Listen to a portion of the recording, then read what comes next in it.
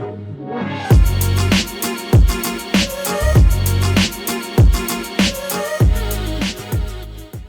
guys, I hope you're all doing well. As you may already know, I use my iPhone 11 Pro for filming all my YouTube videos, and I often get asked, how is your footage so clear, so high quality and so stable?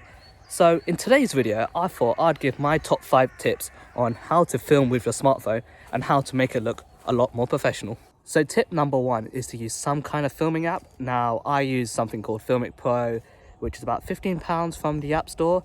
I think you can get it on Android as well, but I'm not 100% sure. The native camera app on the iPhone is pretty decent. However, I find it's a bit limited when compared to Filmic Pro. With Filmic Pro, I love it because you can do all kinds of features on it. You can control your frame rate. I love filming a lot of slow-mos, as you've probably seen in my previous videos.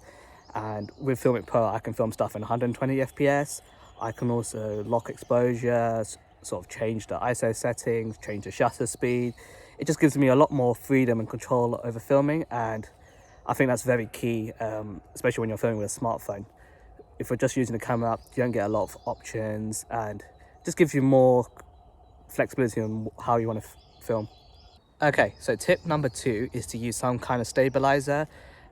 When you're filming with a smartphone, it's very easy to get very shaky footage.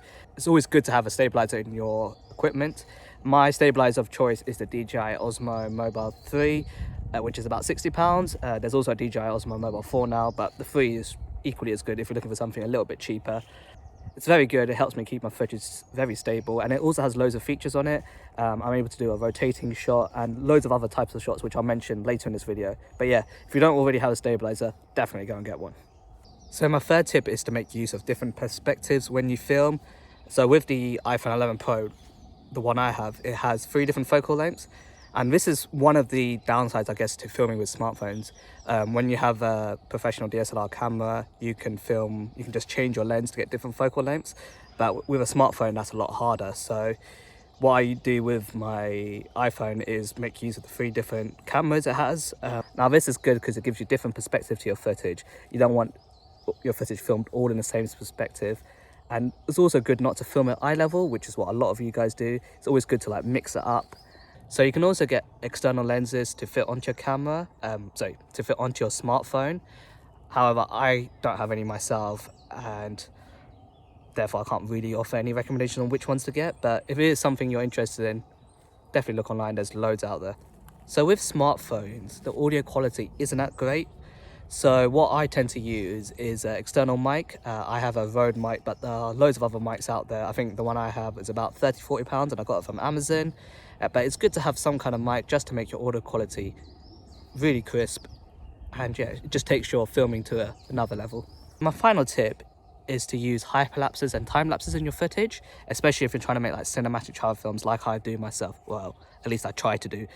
If you have the DJI Osmo Mobile 3 like myself, it comes with an app called DJI Mimo, which allows you to film time lapses and hyperlapses really easily. And as you can see in these clips here, it looks so good, and if done correctly, it just adds another level to your footage and just makes things look so much more cinematic. Hopefully you guys enjoy those tips and will use those tips in your future filming endeavors.